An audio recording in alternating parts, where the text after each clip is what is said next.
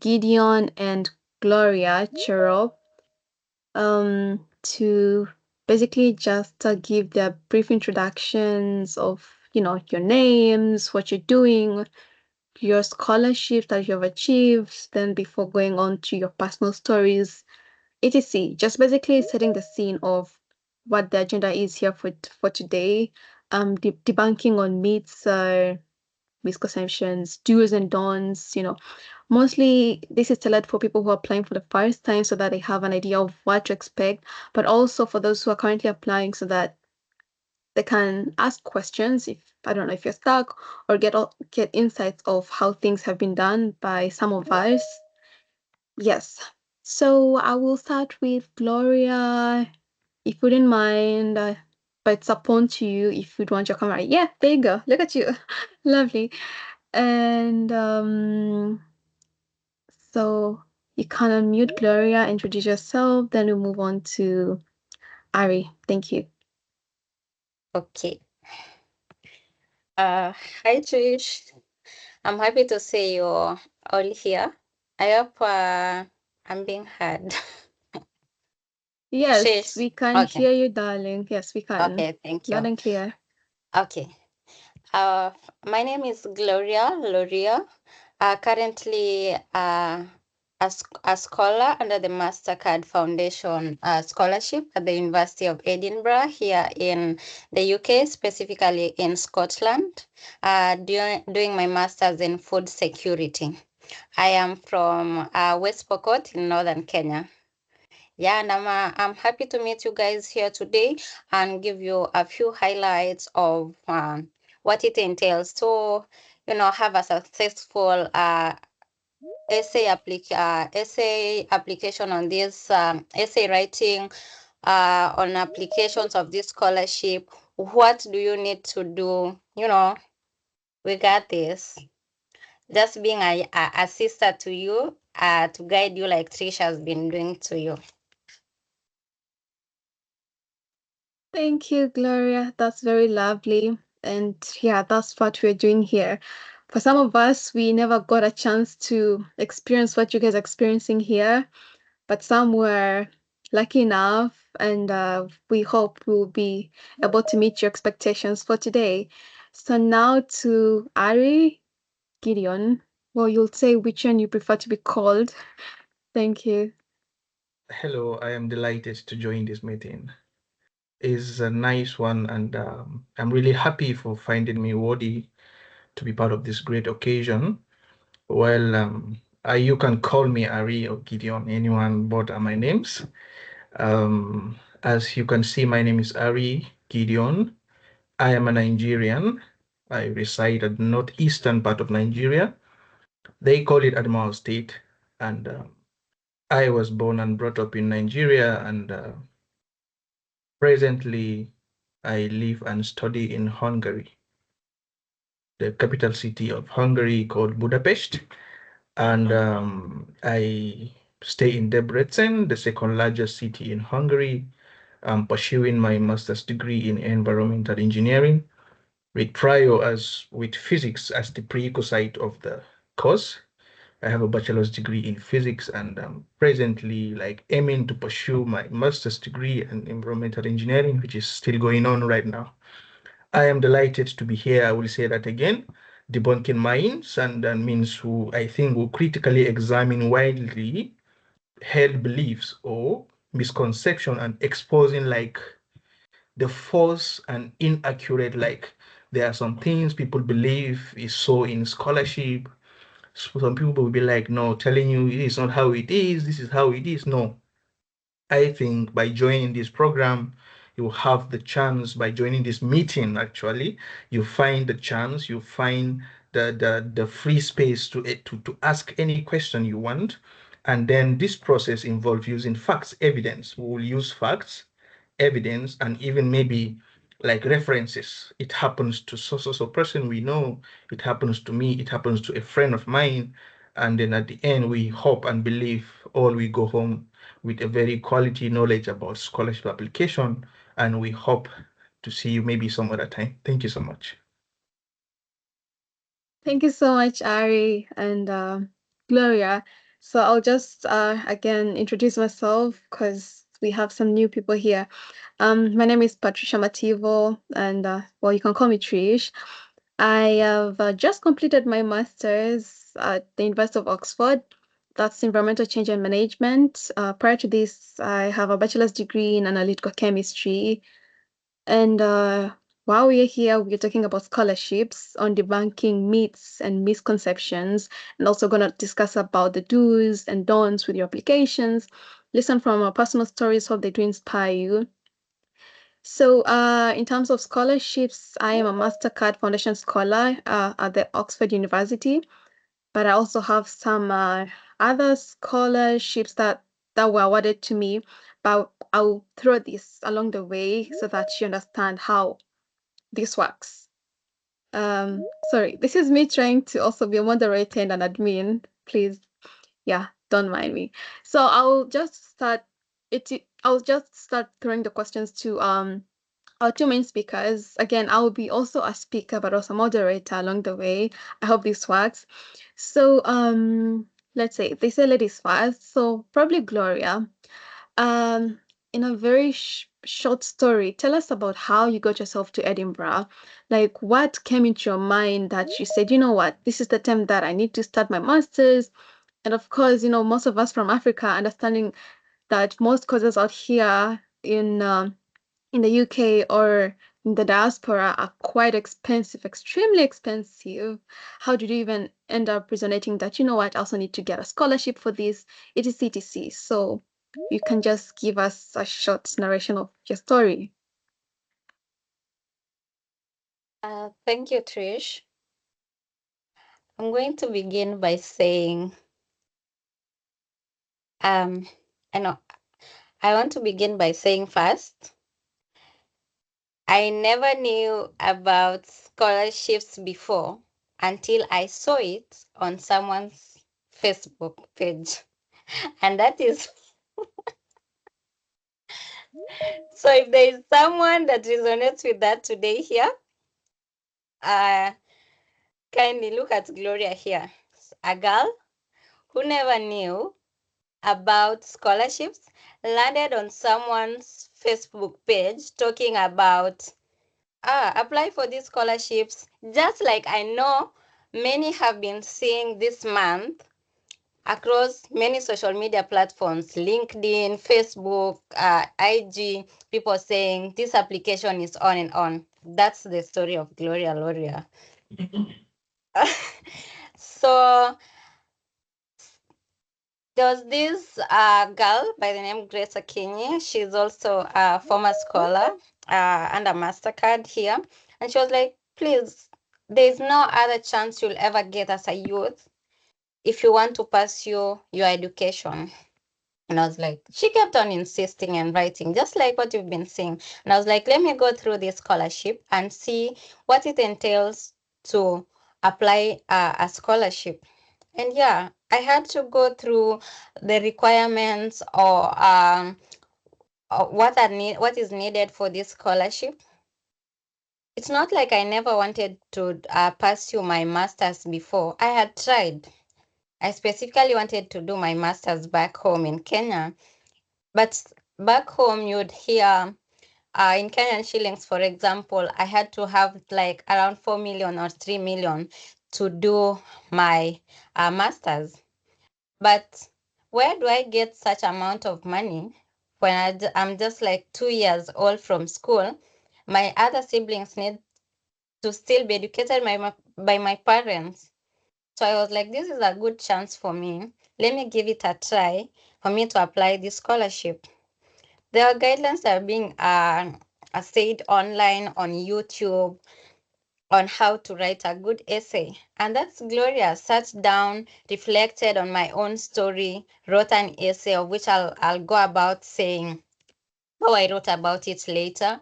And yeah, with the belief that when you write something and you're like, I think I've aced this after there was no way I had gone through all the stories on YouTube, people saying how to write these good essays. And I was like, is it difficult for everyone? Along the way, when I was telling someone too that I want to apply for a scholarship, there are a lot of myths around here. I think we are so accustomed to like corruption issues back home. And I was being told those things are not easy to get. The process is hard. And I didn't want to put that or sink it in my mind like your Gloria, it's hard. Gloria, this one needs you to know someone. Gloria Loriya is now here in UK doing that scholarship when she knew no one. She just applied it on her own, her first time, a very fresh graduate, 2 years out of my undergrad. So to anyone here, if you are new or you have previously applied, it's still no, and you don't need to know anyone in this process. It's all about, can you write a good essay? Don't be tired of writing it. It can be so extensive, but remember, good things require people who persevere and endure or go for it and are determined to get it. Yeah. Well, thank you so much, Clara, for that short story. You've made me remember my own personal story with that debunking on the myth that you don't really have to know anyone. At times, it's just your passion and your zeal for what you want. So my very first time I started applying for a scholarship was applying for the Rhodes Scholarship, which is quite famous and it's only offered to 100 students globally around the world, and it's here in Oxford. So we have the Rhodes Mandela, or is it Mandela Rhodes, the one in South Africa? But then there's the official Rhodes Scholarship offered to just 100 people. In my country, Kenya, they just pick two people. Trust me, by the time I was applying for this scholarship, I had no clue that they were going to pick just two people in my country. Yeah, and by then, I didn't know anyone, but I heard that there's somebody from my uni that was already in Oxford. But now, trying to get a hold of that person was quite challenging. But for me, because I knew that that was the time that I wanted to start applying for my master's and I needed a scholarship, and I was like, why can't I just try Oxford? I don't know anyone, honestly. I don't know anyone here in Oxford. So I chose to apply for that Rhodes scholarship, and at the end of the day, I was shortlisted. And it's only until the time that I was shortlisted I realized, oh crap, they are just going to pick two people. But for me, it was the passion that was like, I'm going to apply for this. So I took my time in drafting my essays, in giving it my passion, telling them what I want, etc, etc. Long story short, I ended up being top eight. So in Kenya, they let's say they have over 2,000 applications, but they only pick top eight candidates and then they interview the top eight and they pick only two. But long story short, I finally got to Oxford. I'll tell you how and why and with which scholarship. So this is the time where I also invite Ari, to also just give us a brief narration of why you're at Debrecen right now. How did you even imagine of going there, etc, etc. Thank you. To be honest, um, you are lucky you said a short story because I have a whole diary, I have a whole book of myself on how I started pursuing my scholarship career and then how I developed interest in scholarship. But in a nutshell, I've never thought of being a scholarship holder through my entire life, through my entire education, how I started my school, and I'm not really from a wealthy family or a known family or, family with a very good brain, people born with a silver spoon in their mouth, something like this. No. Um, I first heard about a scholarship from my dad. But do you know what? My dad has never been to school. Yeah, it's so surprising. My dad is an uneducated person. He's just an ordinary farmer, but he sponsored me through my bachelor's degree. And after that, he told me to apply for, he has been hearing about scholarship from his friends. Can I please apply also? Maybe I will be lucky. I was like, okay, which scholarship? What does it like? What does it even takes to get a scholarship? He said, yeah, you have a very good result at bachelor's degree, so they might maybe consider you when you apply the scholarship. I asked him, do you know anybody that knows how to do that? He said, no. Okay, I started making researches, developing myself, like going from no crypt to no creep, getting informations about how to apply for scholarships. And to God so kind, I landed on the Stipendium Hungaricum Facebook page. When I landed on that page, the Stipendium Hungaricum Facebook page is a language, it's the Hungarian language, something name. I know it's long and sounds very odd. So I decided to start posting information, asking questions as an anonymous poster. So I got some feedbacks, I got some replies, and I got a link to apply for the upcoming scholarship. So I applied for that scholarship. And the first application, I wasn't nominated. I did not get the scholarship. I felt discouraged. I applied for the same scholarship again the following year. So I am on a scholarship that I have applied twice before getting. So, and Oh, then when I got the text that I passed the technical check, but to be honest, the first one I got, like, I passed the technical check, not just me, about 5,600 applicants passed the first stage in my country. And out of that 5,600, they said they want only 100. I was like, okay, what happened to the remaining 5,500 applicants? Will I be part of the 5,005 or will I be part of the 100? I careless. I kept on pursuing, trying to get the required documents, try to develop myself. So I have started making research how to pass the interview, how to pass the entrance examination with zero knowledge of if I will be nominated or not. This is how I got to know all informations by myself. And then finally I got nominated at the 98% out of the 100 they want. The first, second, up to the 98%. Like I was almost at the batch of being part of the 5,500, I was the 98% on the list. I was like, what the hell is going on? But whatsoever it is, the first person and the 100% are all treated the same. Is what matters is maybe he was nominated first and I got to be the 98%. And this is how I get the chance up to the I faced a lot of challenges in my application. I have never had an international passport before. I have to rush to get international passport. I have to rush to get my other documents. And apart from that, I got admission. I passed the entrance examination. I passed everything. And then here comes the visa application process with another different fresh challenge. In my country, it's very difficult to get a visa to come to the Europe. I don't know how you face it in your country, but in Nigeria, it's very difficult. In fact, I have only 1 month to my visa interview and to my visa application, and I haven't gotten my passport. I went to the immigration office. They are telling me I have to wait for 3 months. How can I wait for 3 months when the visa interview is in 1 month? So I don't know. It happens just like a miracle, but all I know is I'm in Hungary.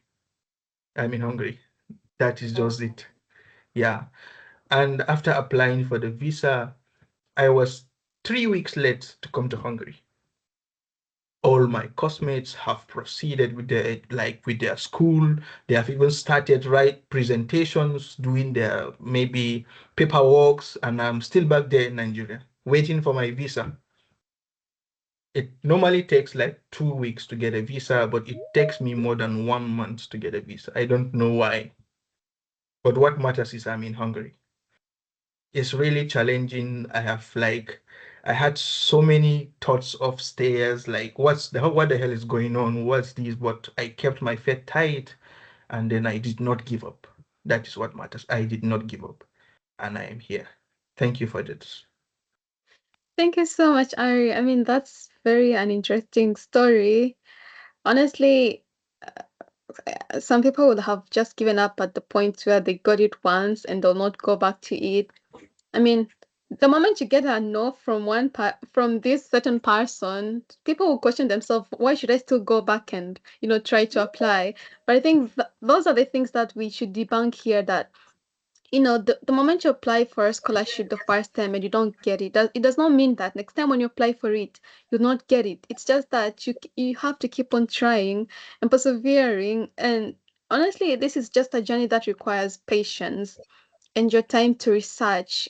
It doesn't really come on a very silver spoon as it looks out here on our LinkedIn's like, yay, finally I started my master's at Oxford. Darling, before even, before that Oxford, after that scholarship, between that scholarship and me coming to Oxford, it's just a journey. But this is something that is relatable to just even our daily lives. Things are never that smooth, but we often forget that it's that way in every situation. So, if I come to you, Gloria, let's say when now you have started thinking of, okay, this is the scholarship that I want to apply to. I know you had mentioned about, researching on online, going to YouTube, videos, like what other things that you had considered to ensure that I want to ask this scholarship? And when you started applying for your scholarship, what are the things that maybe you wouldn't have done, or you'll do them differently this time around, or you'll do them better? Yeah, in that manner.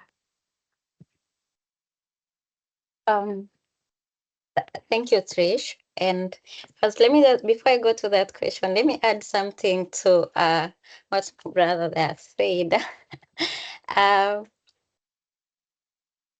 for some people, first, when they think about the application process, I know it differs for scholarships from one person to another. I've interacted with some of the scholars we are with here, and you see something like chevening. I know some of you might already be there and seen how hectic that process is. Um, it's it's differs. For me, it was kind of different. See the way some scholarship requires you, maybe you should be have, people always think you need to have a passport, and others are thinking, oh goodness, why am I even applying for this yet I don't have a passport? Why am I applying for this when I don't even have the money to apply for that visa? For me, even though, and then there is the aspect of, for some of them you have to do like the English exams. For for a Mastercard at Edinburgh, it was totally like kind of different, not so much on the essay but on the application process. And like the others, where you're asked to first apply to the university and get a conditional offer, and then later go for the interview. When you see, there's some process a lot there, but for MasterCard, you had to ask, do you call it, there's a very short eligibility test. I know most of us youths really don't like the long process. And if you're some of those people, maybe we'll think, okay, let me give up with this. Let me use an example of MasterCard. You just have to do like a 5 minute eligibility test of who you are. Are you between the age of 18 to 35 years? Because most scholarship, I believe, need that. And you're asked, what is the grade you got for your undergrads? They mostly require between a second class upper, I don't know, a second class upper for most cases, and first class. So after you do that, it's when now the essays part come.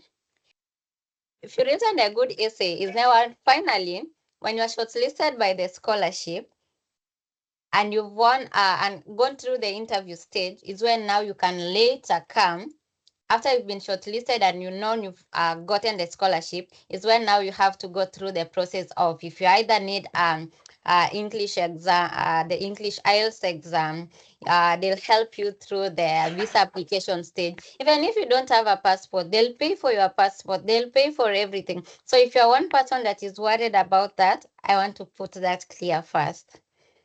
And yeah, Trish, for me, to apply to this specific master's, I had to go through what were the course lists that was being listed for this university.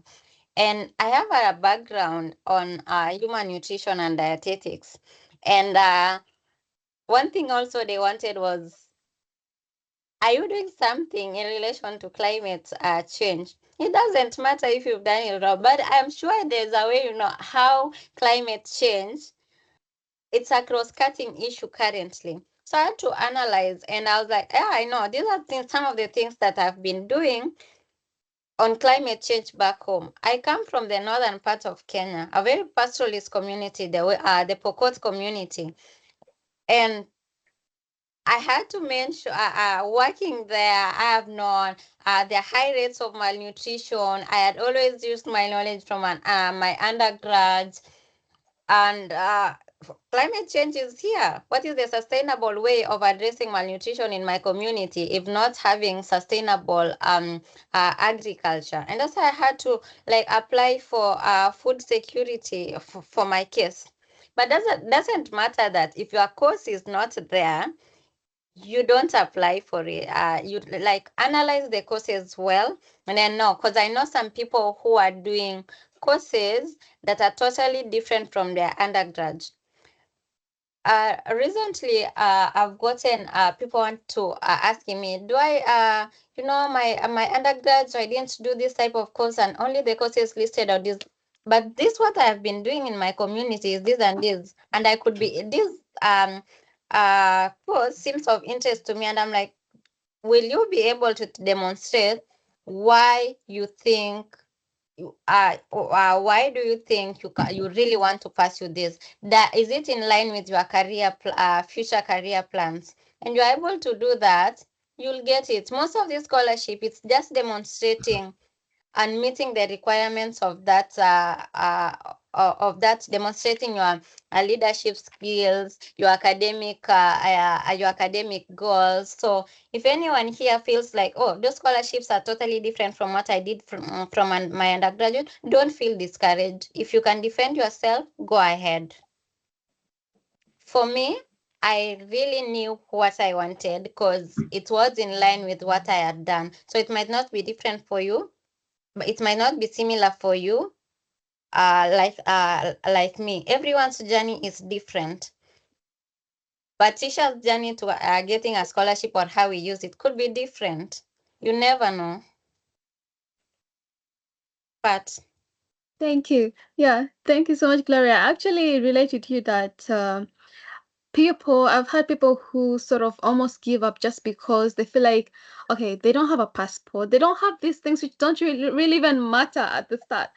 Like yeah, for you, the only thing that should matter at this point is just proceeding with that application. And if they say yes or no, okay, if they yeah, say yes at the point, then that's when they already know that this is how people are in Africa, or these are the people who are expecting. So at some yeah, point we'll need them to come in through a visa, through a passport. They already have funds for that.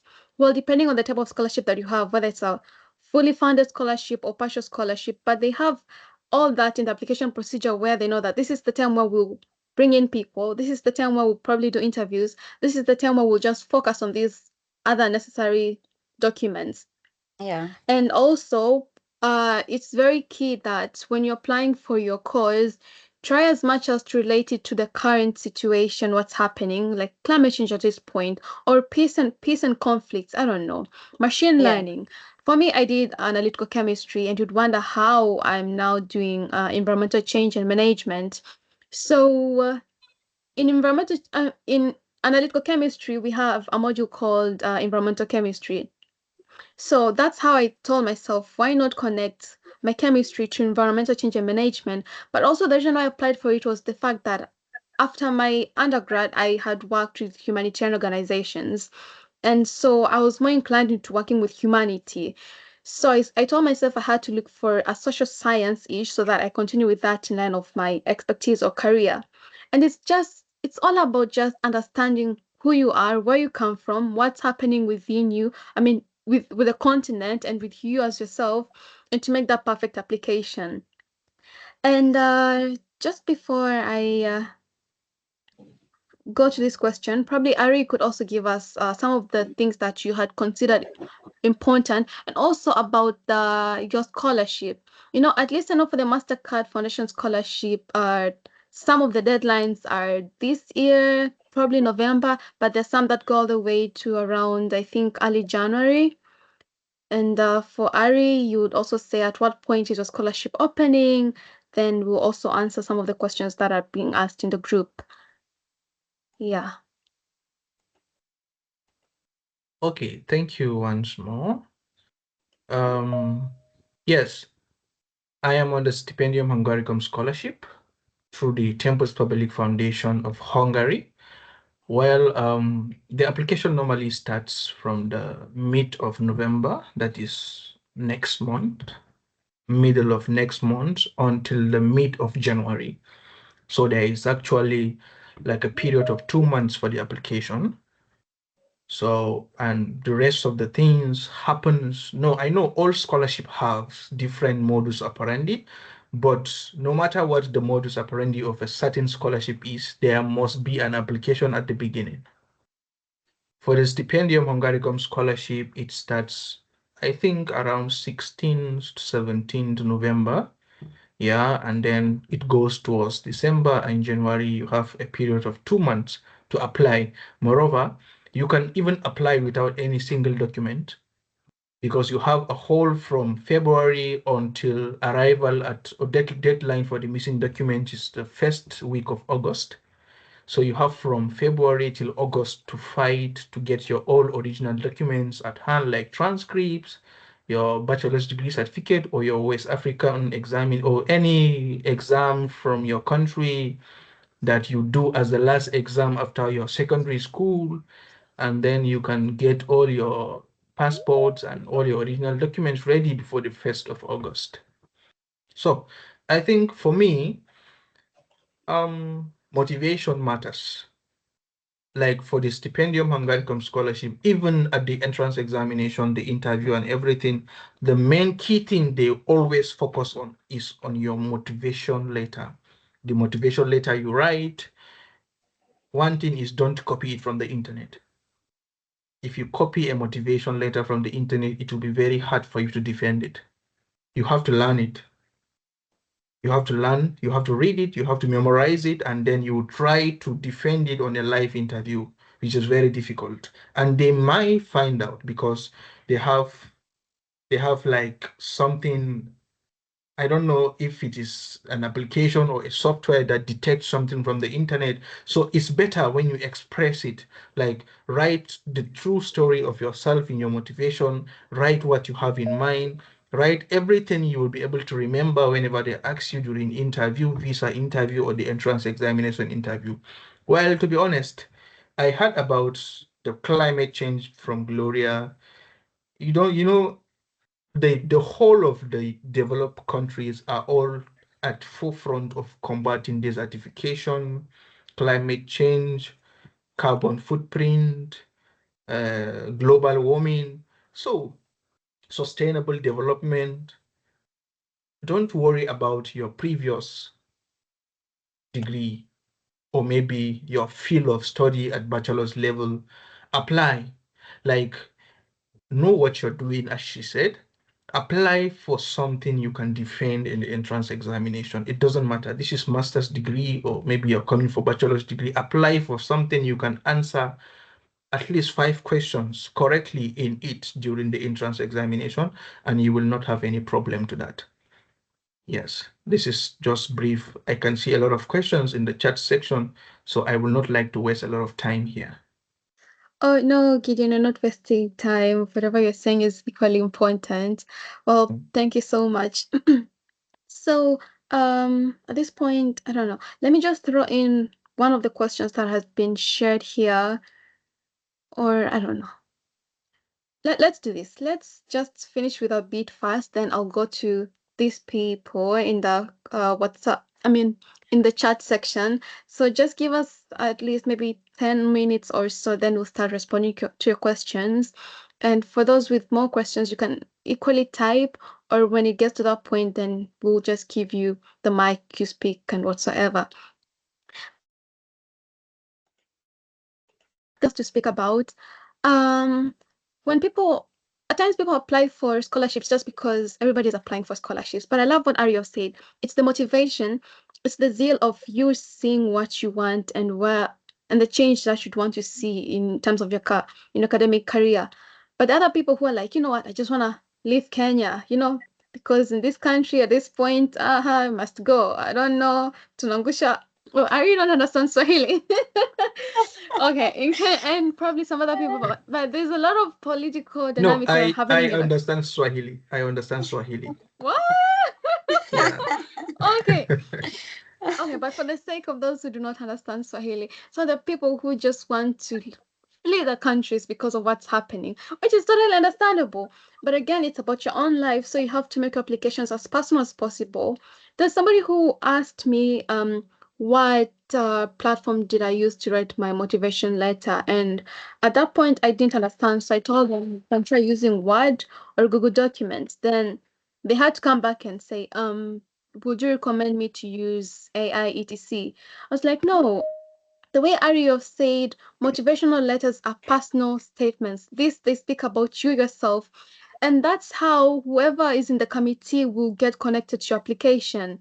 They'll understand that yes, Gloria is saying this. Gloria has experience with this in the northern part of Kenya. Patricia has experienced this, etc, etc. Like it's very personal, and when you're speaking from your heart, honestly, it's really easy to pick up.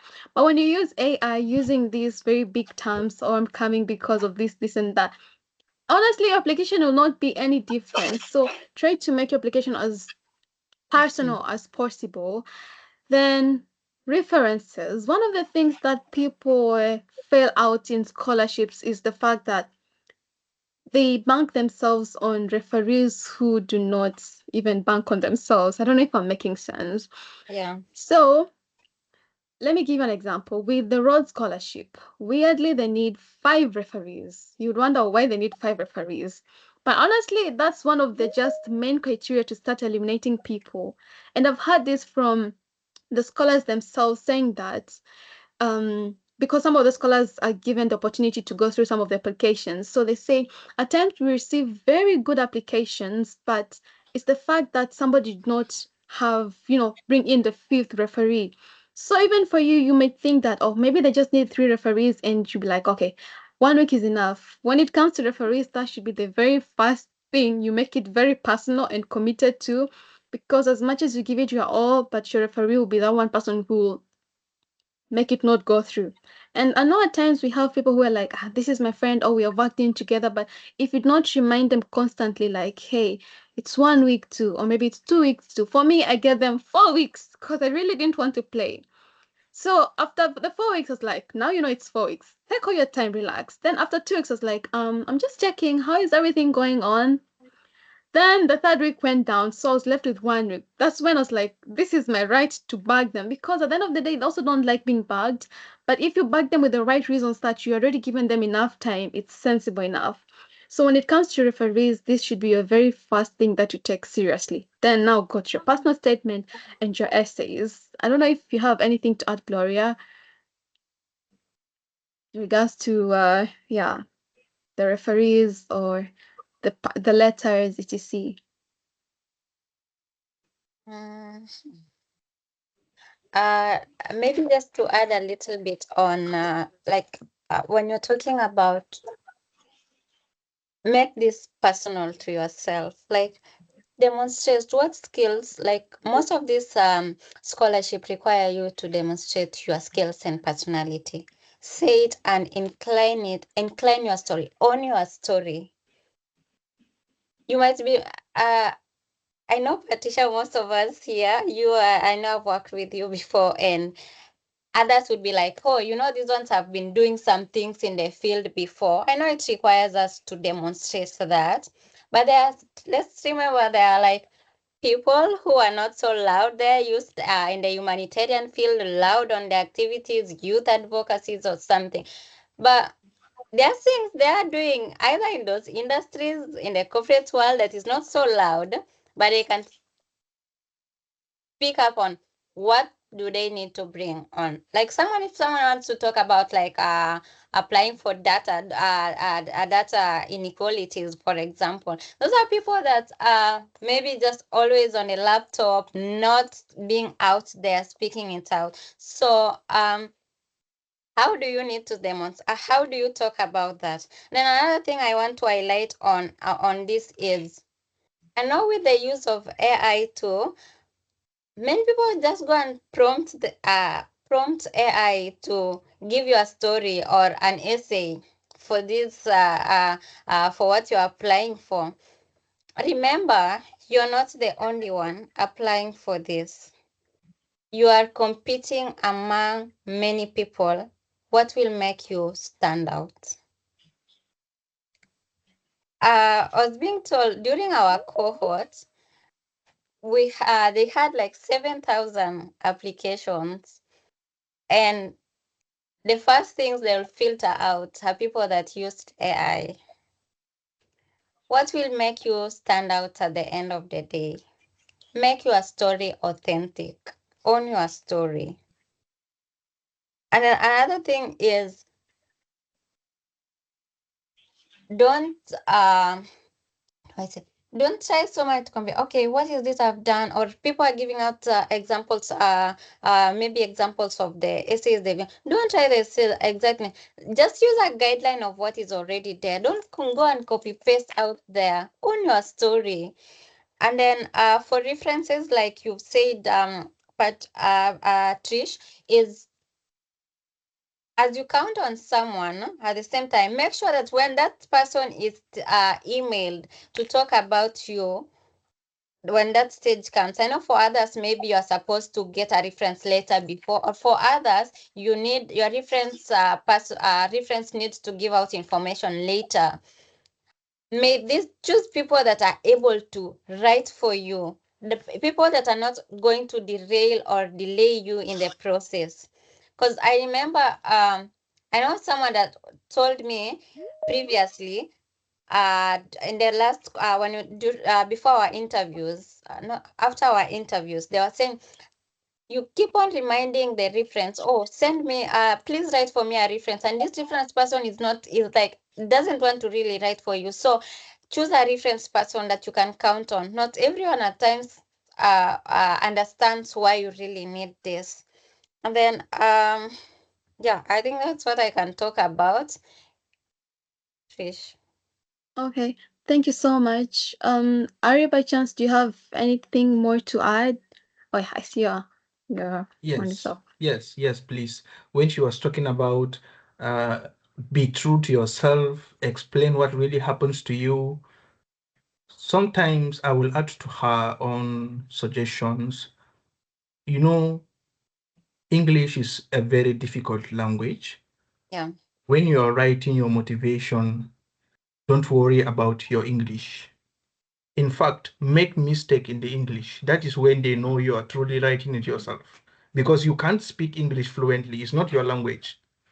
If you make mistake in your English language, it doesn't mean, see, what they are checking in your motivation is not really your ability to speak English. No, they want to know what they want you to make sense. Why do you want this scholarship? Why do you want to leave your country? Are you leaving your country because you want to leave and not come back to use the knowledge you acquire outside on your own community? Like, what motivated you to choose to study in England? What motivated you to choose to come to Hungary? What do you have as a background that will help the whole world after getting the knowledge? This is what they want. If like when I was reading, I think about 2 months ago when I was checking my application, I was reading my motivation letter. I did not even knew I made mistake in some places because I was so emotional. I was just typing like I wish I can see them face to face to just throw out the words to them so that they will know how like my passion. There is some time when you're writing something, you become so emotional, you will even jump or skip something without knowing it. So when I was reading it, I realized I made a lot of mistakes. So you're not going there to study English language. No, you are going there to study engineering, nursing, medicine, or something. Yeah, the studies, yeah, you will definitely study them in English, but like, don't worry, write what you feel like. Don't worry. I know I may make mistake. I'm bringing this because someone will say, my English is not good, so it's better if I copy it from somewhere. It's better if I use AI. No, write it from your heart. It is worth standing for it. Yeah, this is what makes your application to be very different among others. Thank you. Thank you so much, Ari and Gloria. So just to emphasize some just few points again, then I'll leave this flow to everyone because I assume people also have down questions. One thing is that I've also noticed from people who want to start applying for scholarships is they don't really want to take that effort of researching. People who come and say, okay, I want scholarships for this, and that. Out there, there are scholarships, yes. There are some which are very specific to specific areas. Like, for example, in Edinburgh, I think it's mostly around environment and, sustainability, etc. But the internet is a place where it gives people all the information. I know people are probably wondering maybe they'll get false links, etc. But there's a way you can know that a website is genuine. Like if you go to the website of Edinburgh or website of Oxford, you'll know it's them because they'll say what they've been doing. Like you'll see the page is actually active. It has stories from people who are actually benefiting from them. So one thing that people should focus on also is doing their own personal research. Like for me, we like all of us here, we had to do a research of I want a scholarship. So I went online. I went and I looked for these other scholarships. How I ended up here in Oxford is because I had officially had to go to the website of Oxford, understand, okay, I have missed the Rhodes Scholarship. So that means I cannot go to Oxford. Then my friend told me, Trish, I think you can still apply to Oxford directly. And then from there, you can figure out your next move. So this is another angle that I would also want you guys to go research on. The other scholarships that you get granted because you already have a place, whether you had a first class or do not have a first class. And I know, depending on institutions, on how competitive they are, so depending on institutions and how competitive they are, then that's where now your grade will matter or will not matter. But of course, there are institutions that do not really mind because they're basically taking in students to come and learn. So even if you had a 2.1, for them that's okay, so long as you show that you're going to study and you're willing to dedicate yourself into that. So another route to getting scholarships is just going to the university directly and applying. So there are internal funding and external funding. So what I did, and I mean what I got for me was an internal funding. So unlike the MasterCard at Edinburgh and other universities, at Oxford it's an internal funding, and it's only given to us, or mainly we get access to it after we've gotten an offer, an academic offer of a program at the university. Then from there, you proceed with interviews, etc., etc. So also do not worry in trying to apply directly to the universities. And yes, you can apply to as many to as many scholarships you may want, but I would say try to focus on at least, let me say, three that you'd really want to put in your best fit. I mean, of course, you'd also want your best fit everywhere, but at times when you have so many, like 10, 15 at a time, you lose track. And also, you also have referees who cannot be writing 15 referral letters. But you tell them, hey, this is what I'm planning to do. I'm planning to apply to this scholarship, that scholarship, and that scholarship. So I'll be coming back to you to assist me with your letters. So again, you're preparing your referees mentally on how they'll be supporting you. So I will go to the questions in the chat, and they say, kindly talk about scholarships open for those awaiting to graduate. Um, Ari or Gloria, does any of you want to respond to that?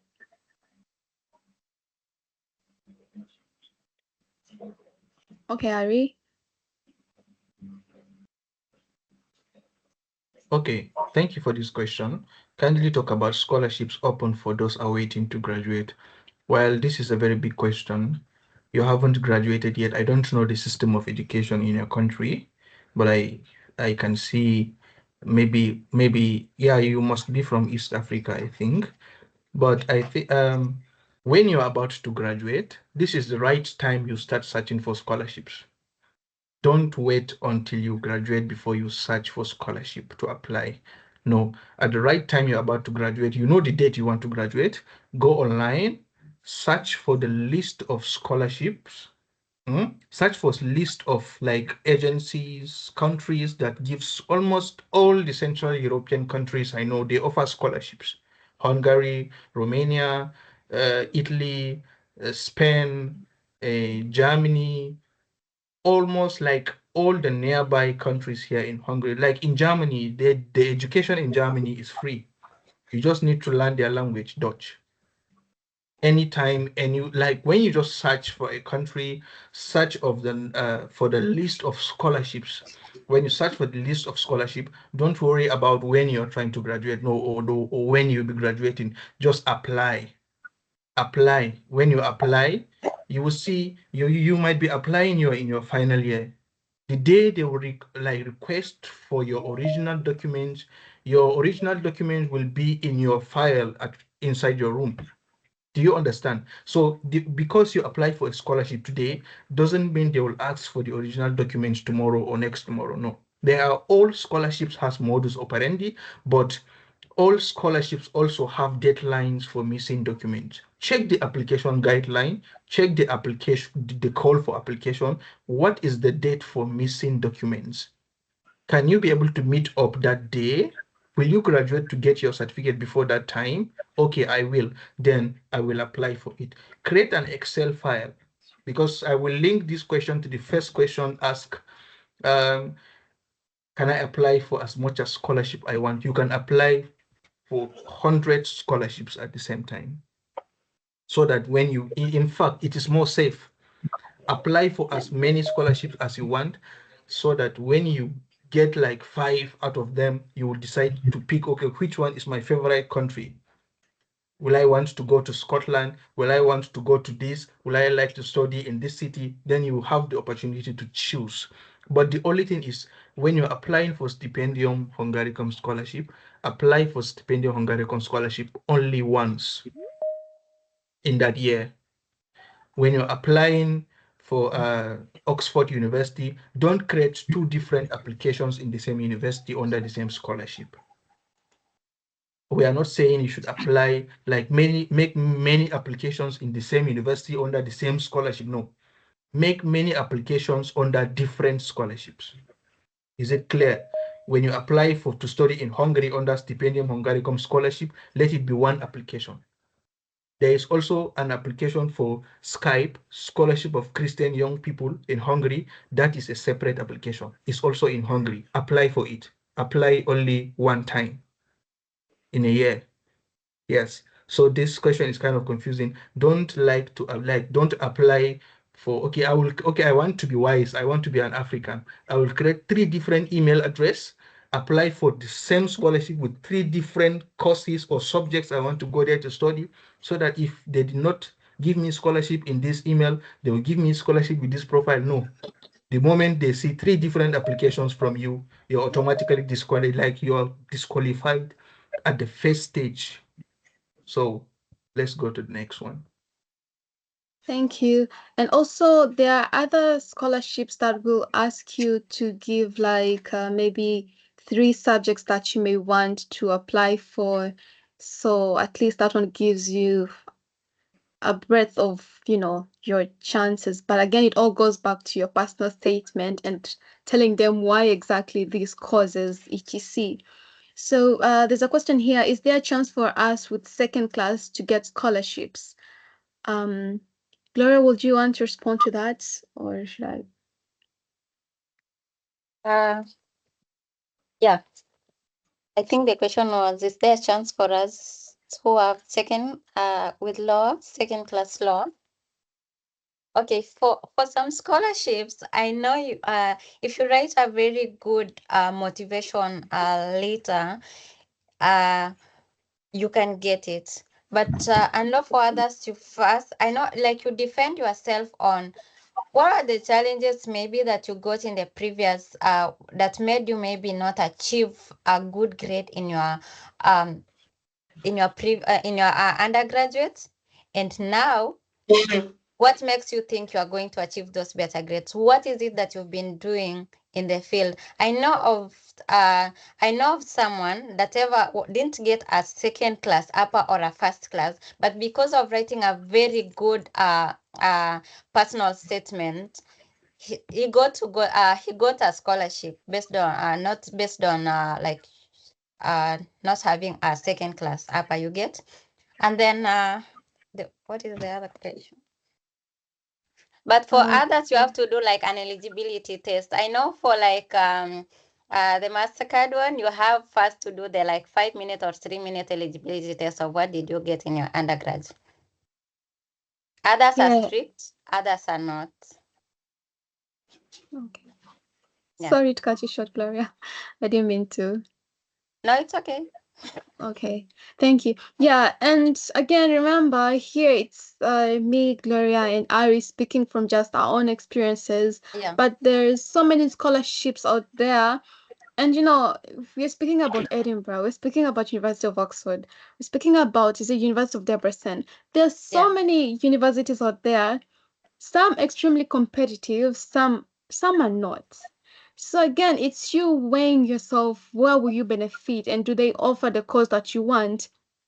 And there's some that will take you in because of your experiences. So again, drafting a good personal statement and also showing that you have good experiences, etc. Also have a friend who apparently has finished her master's and I graduated with her same year and she had a second class lower. So everything is possible. It's just how you maneuver it and how you research on where best fits you. Yeah. Yeah. Yeah. Then you're saying there's I think Ari you had clarified on references, especially for Nigeria. Well, so there are in some institutions they'll specify what kind of referees they want. So obviously it's encouraged for you to give your academic referees because it's academics here. But again, at times you can have, say, if they want three, you can offer two academics, then one professional. But don't just offer professional referees only. But I think this is again dependent with the type of scholarship. So try to see what they say on the referees that they want, and it's always on the website. Scholarships that really mean what they're doing, they always have the information on the website because they know people are doing this for the first time. So, and it's not like they're going to block people from coming in. So they give information as much as they can. On to the next question. There was one question that was asked actually in my inbox.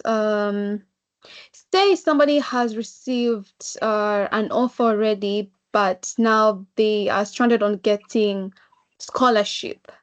What will you advise them? I don't know if that question makes sense to you, Ari or Gloria. I understand this question. The person is coming from a different angle. The person must have applied to get an admission before that. Yeah, there are like, I know some few university, Kent University in England. I know some few universities also here in Hungary, like the Semmelweis University Medicine School and all others. There are some universities here that give you admission. Then you look for a sponsor. They only give you admission without scholarship. Well, I think the best advice for this case is you can also apply. There are some non-governmental organizations. Like for me in my country, there are some non-governmental organizations. There are also government organizations that are just waiting for you to get admission, then they will sponsor you to study. This all has to do with research. You will like to know, like if you are from my country, I will give you the list of these organizations that can give you scholarship and then they will sponsor you to study. And also, getting an admission does not mean you must get a scholarship that year. You have gotten the admission, communicate with the school, like extend your study. Don't like just make it a passive semester, make it a passive year. Look for a sponsor. When you get the sponsor, then you proceed to register and then you start your studies. You must not start immediately after getting an admission. You can leave that and then when you have a sponsor, then you bring out your admission later. I think for most of the universities here in Europe, you can keep an admission for the maximum of 2 years before you can join and start studying. And after 2 years, it can expire. You have to look for another admission. After passing all the stress of getting admission, please don't dispatch it.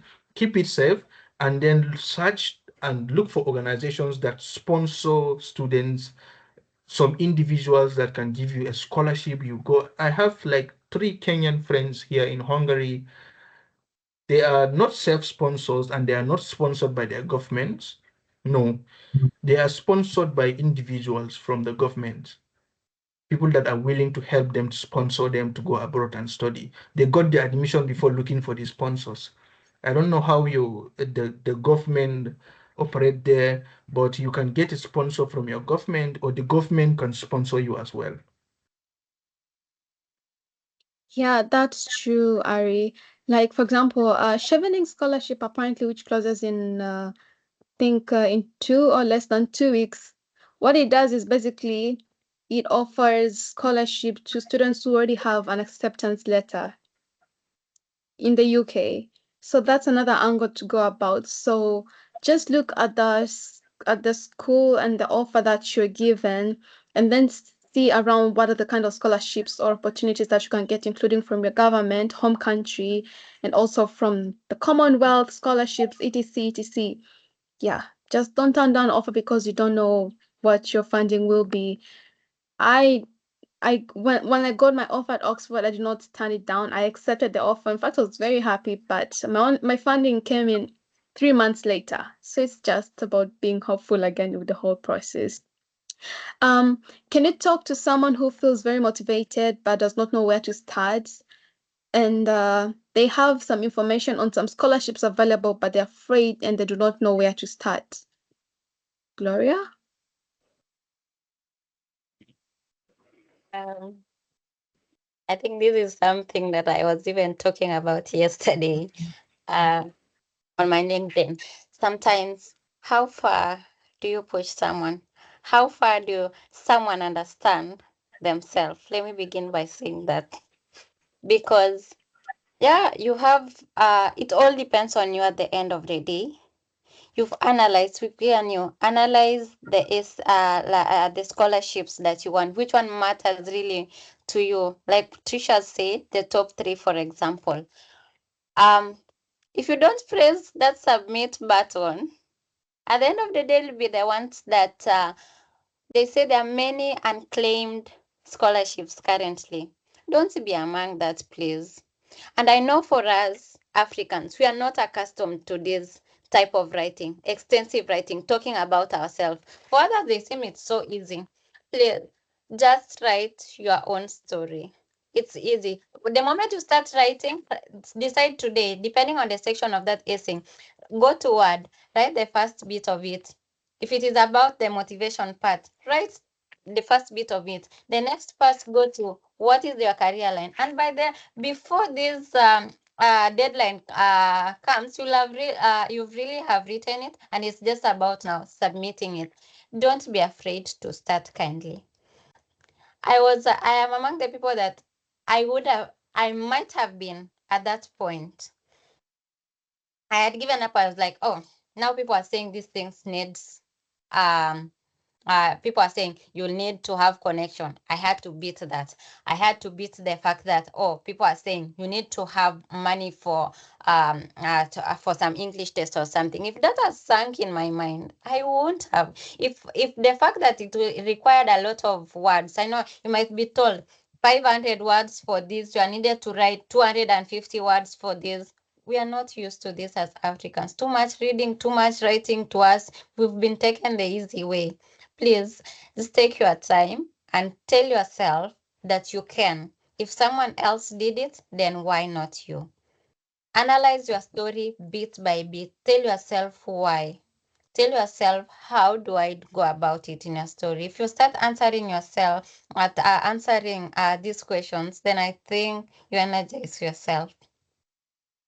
I don't want to be like to sound like a motivational speaker. It's okay. They're already motivated. They say they feel so motivated already. Well, for me, just to say is, if it's anything out here, almost everyone is working with uncertainty. Yes. But what matters is walking, not stopping and pausing and saying what will happen next to my next step. We are all working with uncertainties. We're not sure if it's gonna go or not, but we are working with faith. So if it's Yeah. anything, I love the fact that you're already motivated. So for you to be just hopeful and trustful to just start. It's just starting. How it goes or how it doesn't go, just start. Along the way, you'll be able to know what correct or what not correct. There's enough support to get out there. We have the WhatsApp group, hey people, I was drafting my letter and I don't know, I was doing this and this. Do you guys have any ideas? Honestly, that was why I came up with the Accountabilities Buddies group where just throw your I can't do this, throw it there. Somebody will tell you because the people who have been there before and they will not like other people to experience it the way they did. So it's just about starting. Final And, last one, which I and think also, is Trish, yeah. for the person that said that question, if she has started writing any bits, I'm willing to, for this 1 week, especially in the evenings, for her, like be her accountability buddy. Like, yo, send me what bit have you written. Let's go through it together. I'm willing to help. I can send my email for that person that said that. Or you can reach out to Trish to give you my contact and I can help. Oh, Yeah. thank you so much, Gloria. Thank you so much. Well, there is an offer for somebody to go through your letters and your application. So you can just reach out to me and yeah, Ari can also speak something. Then we can connect you to Gloria. Thank you. Yeah, I don't know. Have we answered this question? Because John is asking something about, he tagged me, if I know about something about the scholarship of Christian young people. I think we did not speak about this question. Yes, just go ahead. Okay.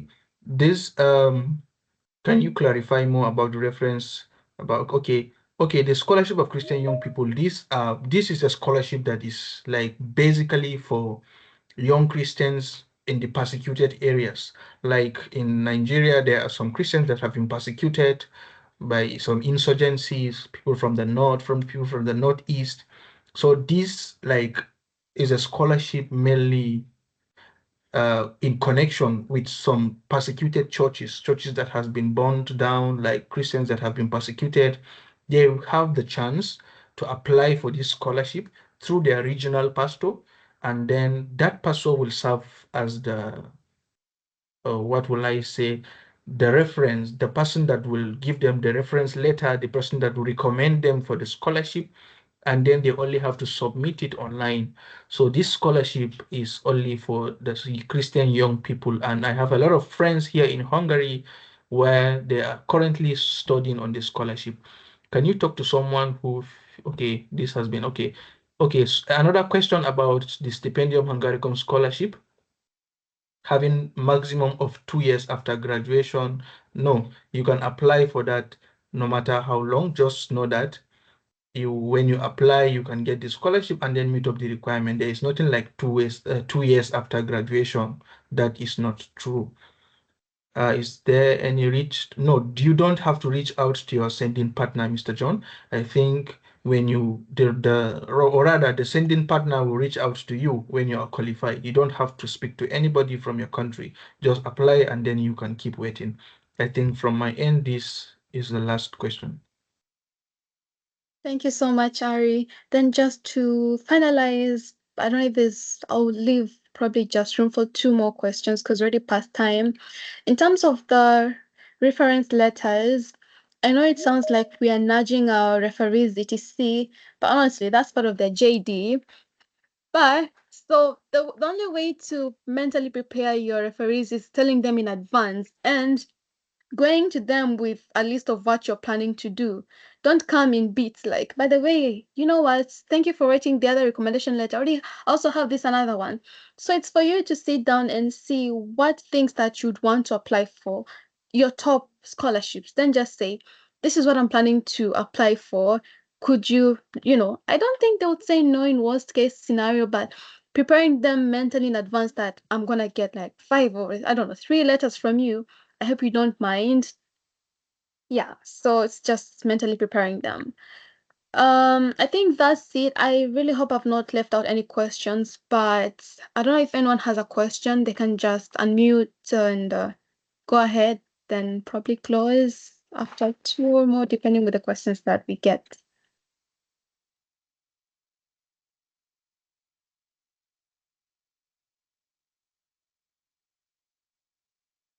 No questions?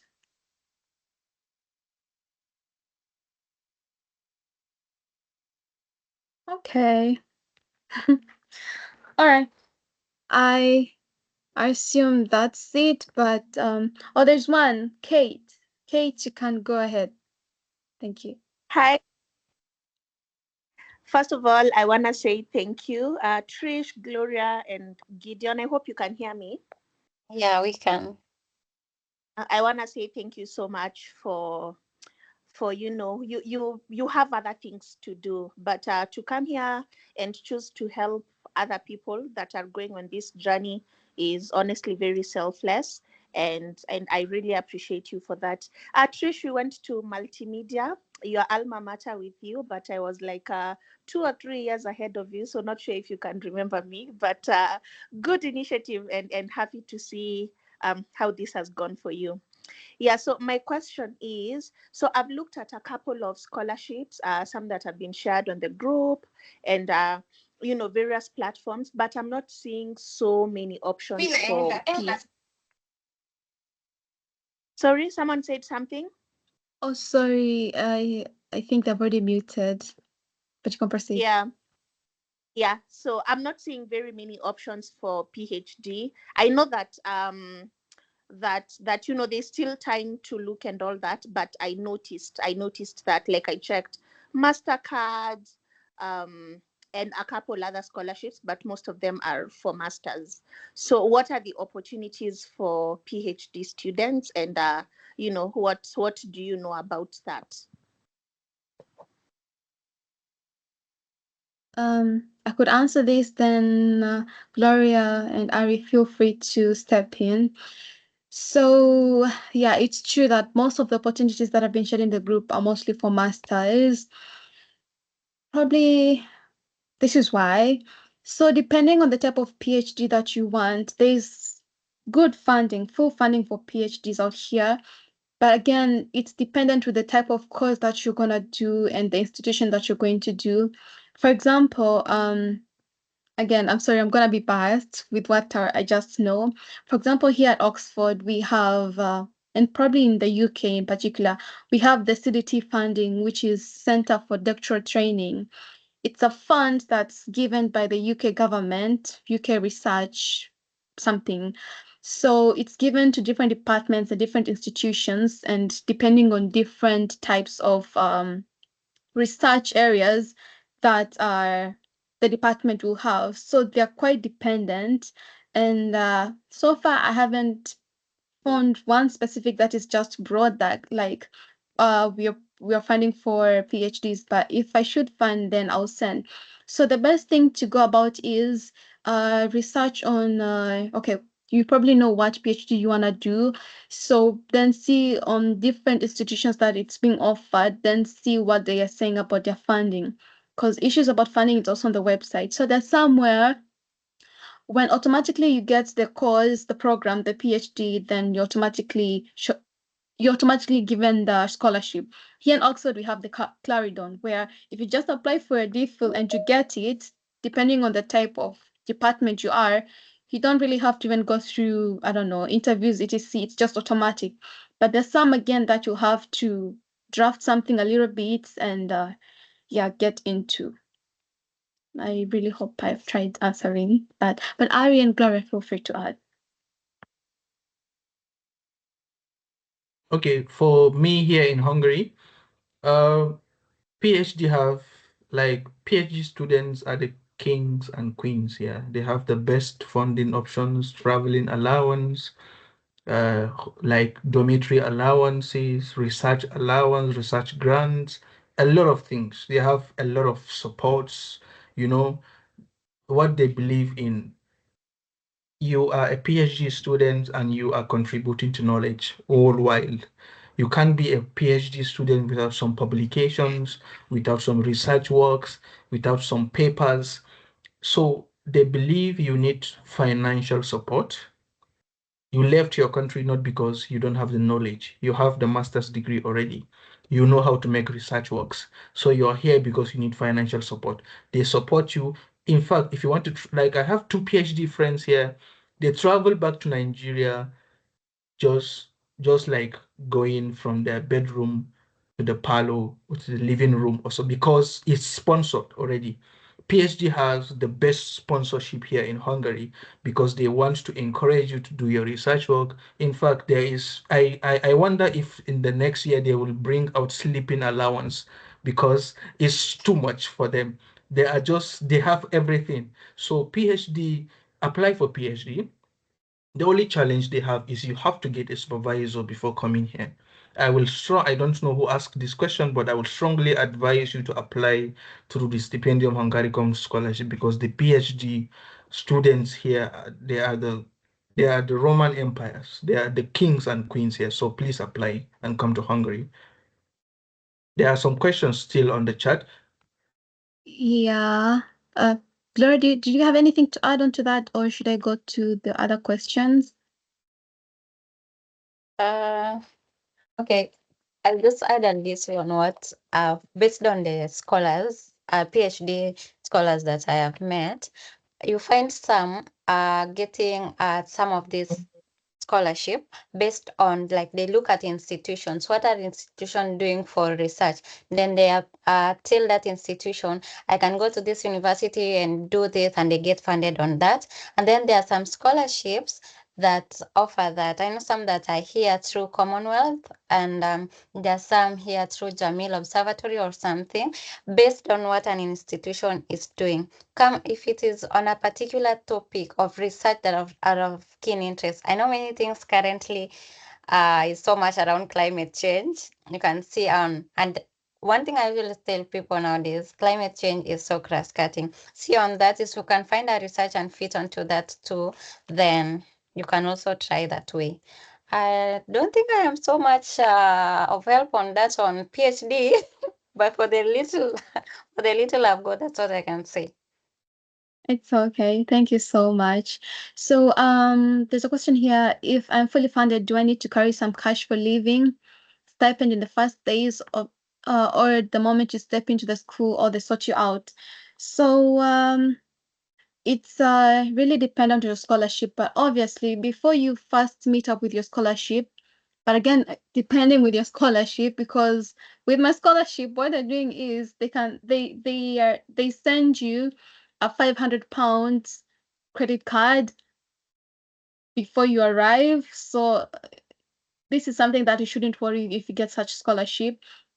But again, on some scholarships, it's until you go to the universities and before you even start interacting and settling in, I think it's just fair enough for you to just have something. Don't just go blank because, it's a full scholarship. Just have something for yourself just in case. And if there are any things that just in case you would spend and your scholarship probably will be giving it to you later in the future, there's a way you can always speak to your scholarship saying that, I'd already spent on this, but I see you're doing this. Could I probably get a refund? etc. etc. There's a way that scholarships, you talk to them and you negotiate. One thing I love about my scholarship is that they really understand your circumstances. Like the people who had to, apply for their own visas before they came to the UK. But then when they realized that the scholarship was paying for our visas, they just went to the scholarship and the scholarship was like, okay, we'll refund you because that's part of their policy. But again, it's good to just have something for yourself just in case as an emergency fund, etc. Then the challenge is that some scholarships do not cover application fee waivers to the universities. So what's your advice? For this one, I would say when it comes to the things that you want in life, at some point we have to sacrifice. I'll speak about the stipendium Hungarian scholarship. I also got that scholarship apparently. That's why, Ari, I would have been an environmental engineer by now. But anyway, so there are some things that I had to do before, as prerequisites. And some of them were like medical tests, etc. With my current scholarship would have paid for all of those. But with the one in Kenya in particular, the Stipendicum Hungarian scholarship, there are things that you have to pay a little bit for yourself. If yours involves application fees, then at some point you have to sacrifice. Look at the bigger picture. It's like an investment. You're throwing in 10 for you to get 50 or 60. And yeah, you can always seek for support from your family, or if you know a contact from that scholarship, tell them that I don't know. No, but I understand that your question here is from an angle of applying to that cause.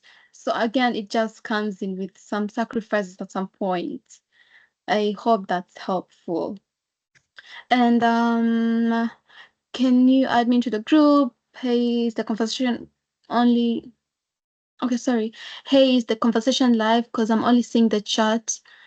Yeah, but it's being recorded. I'll be happy to share this. And here's my email address for those that do not have. Yes, I got a question. Can I please be allowed to use the mic at the right time? Yes, please. Just go ahead. Gasly. Then we Okay. close with Gasly, I promise. All right. Hello. Hello, everyone. Yes. Hello, we can hear you.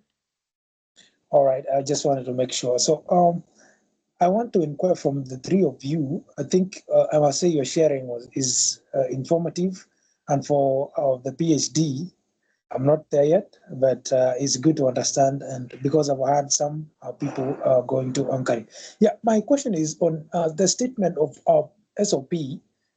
You find from doing some applications to master's programs, you will need to write an essay or a statement of yourself. So I will request to get guidance on that, because I realized applying, for example, if you look at the Seed Business School in France, you also look at Business School in the UK, and you look at the GW University in the US, and also the Illinois, this one, Champaign, Illinois Urban University.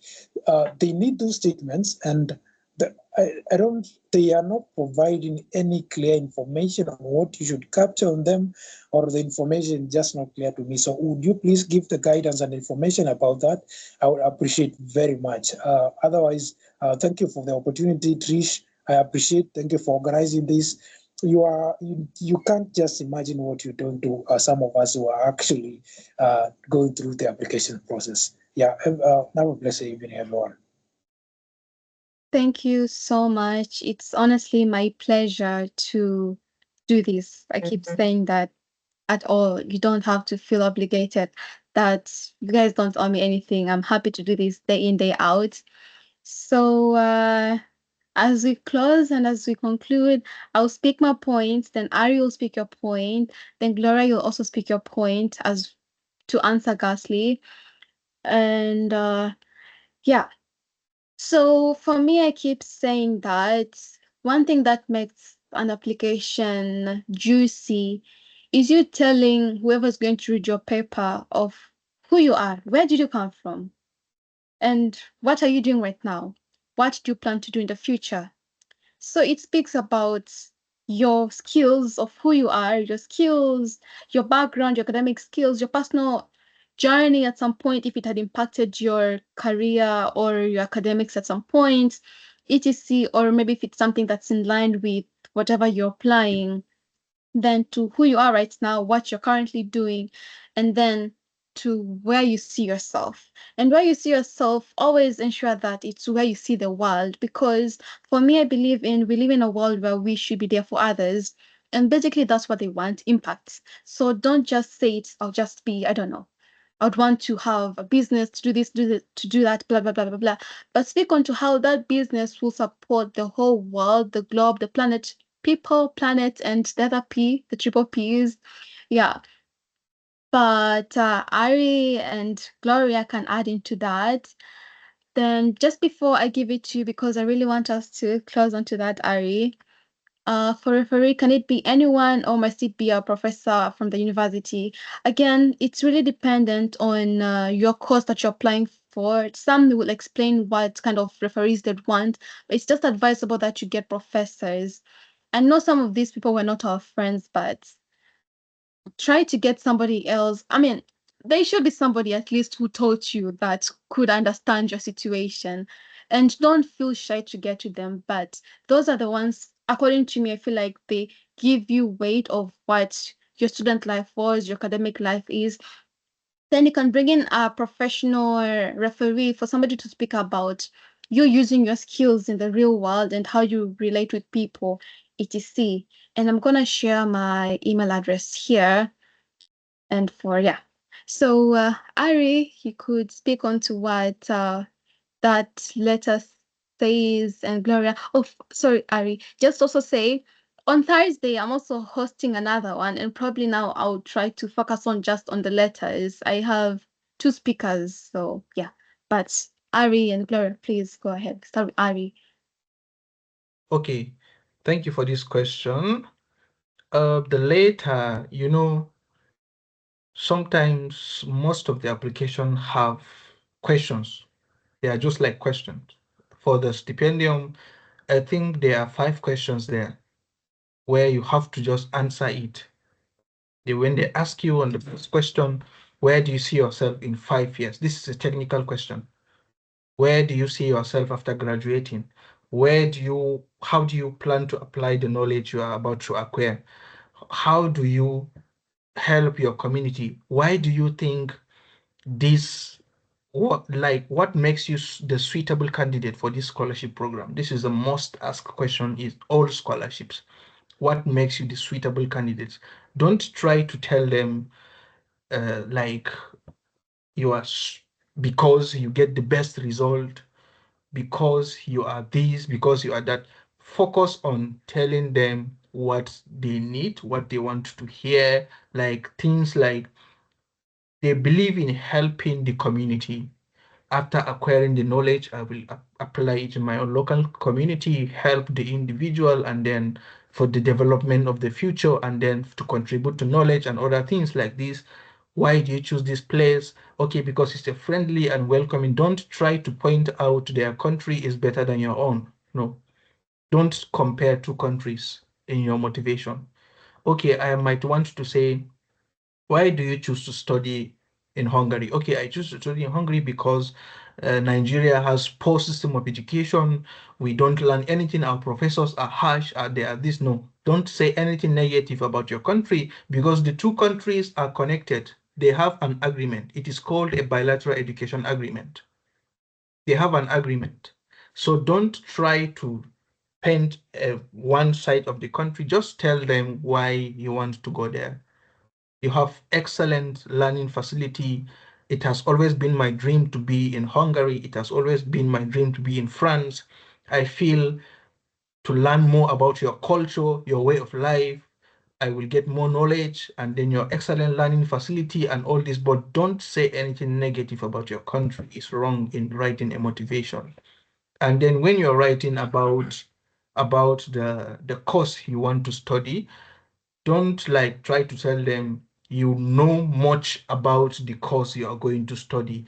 Tell them you have the prerequisite, a basic knowledge about it in relation to your own bachelor's degree or master's degree, and you want to further it. You want to get more knowledge. You want to make more research. You want to explore the course, and then you come back to use the knowledge. Don't tell them you're not coming back. This is a warning. Yes, because I've seen a lot. This is not an advice, it's a warning. I've seen a lot of scholars being rejected by saying this. I want to go to Germany and then explore myself, build myself there, and never come back to Kenya again. No, please don't tell them you're coming back to Nairobi. Whatsoever happens when you go there, you hold it there for yourself. Thank you so much. Thank you, Ari. Gloria. Thank you so much, Gideon, for that. And that's quite interesting because, yeah, I know many of us who return this scholarship, it's always, yeah, we want to go. I know it's necessary for most of these scholarships that you go back home. Others would, in as much as maybe others want to come and go back to those countries and stay and build a career, which are having a discussion like it's still okay. Don't have, but on that scholarship essay, as Gideon has said, don't write, please, don't write that.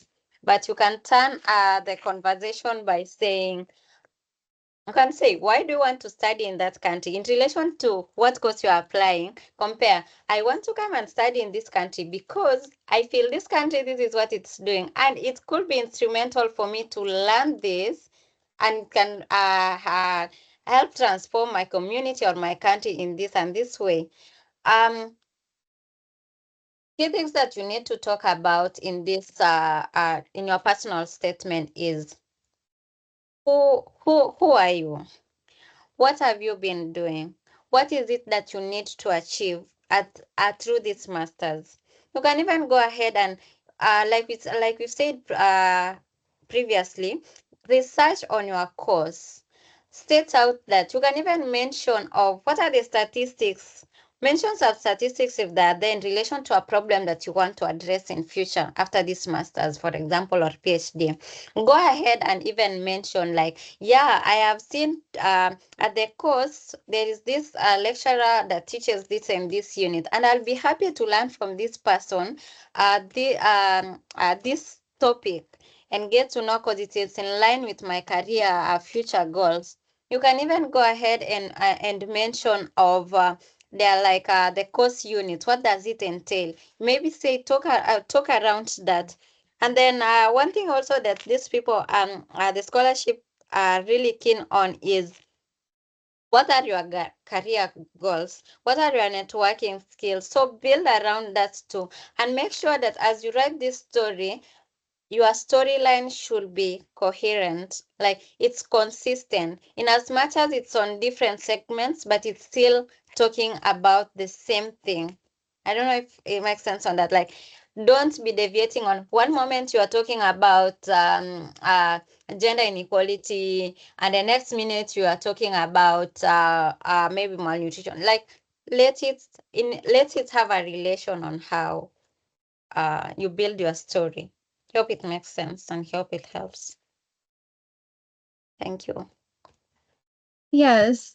Finally, thank you very much, Ari, and thank you so much, Gloria, for your time to be here, nearly 2 hours, if I'm not mistaken. But also to the people who have been here for this long, because I've seen people who have dropped out. But again, it's understandable that we have gone way past time. But that's not it for today. I'm having another one on Thursday. So I will share it again on the WhatsApp group, on social media. But I really hope that at least you're able to get something that you're expecting from this conversation. And we can still push forward onto our next conversations on how best we can assist each other. So I think that's it for Gloria, who said she was going to share her email address. I'm not sure if it was specific to just the lady who had the one who had the question, or yeah, you can speak. Yeah, I think for this one I was addressing the lady that said that, but if there's someone else that thinks I might be of help to help in reviewing his or her essays, I can help, especially during the late evenings, because currently my schedules, yeah, so I'm much available towards 6 p.m. GMT time. Yeah, Okay, yeah, or that's okay, weekends. Gloria. Yeah. Plus, And please, honestly, huh? and please, guys, don't give up. Write that essay. You can do this. Don't give up. Push it. Finish it. You can do it. You can do it. I mean, Yeah. there are people who did it for the first time. Look at you listening to people who have done it before. You can do it. Yeah. So, Ari, do you have any final words, etc., to the engineers? I can tell everybody though. Okay, to be honest, I'm just happy, and then I have learned from the questions and the answers and everything. It's really a very great experience to be here, to speak here with you, and then to have a time. It's true, when the conversation goes deeper and when people are learning, they decide to turn their wristwatch upside down, and we couldn't even understood we passed the time frame scope which we scheduled for the meeting. But it's okay, it's all part of knowledge. And if you have any question, you can send me an email, like maybe me too, if you want to ask anything about Stipendium Hungaricum scholarship or scholarship within the Europe, Central Europe to be specific. you can drop me an email. You can ask me. I will share the email in the chat. You can send me any email with your questions, and then I will reply you as soon as I see the email. Thank you so much. Perfect. Thank you so much. And just thank you so much, Ari. And just again to remind you, Gloria and Ari are also students and also have assignments to do. So you be patient. That's why Gloria Yeah. was very much ready to assist the person who had said who had given the question. But just understand that they're equally humans and they have things to do, but they'll try within their means to get into your conversations. And yeah, thank you. Ari, will you can share your email account? Oh, I see it there. And that's it, guys. Thank you. Bye for now. I think this is how people close meetings. Thank you, Trish. You really tried, and thank you for holding this up. My pleasure. My Yes. pleasure. Thank you so much. Goodbye. Bye.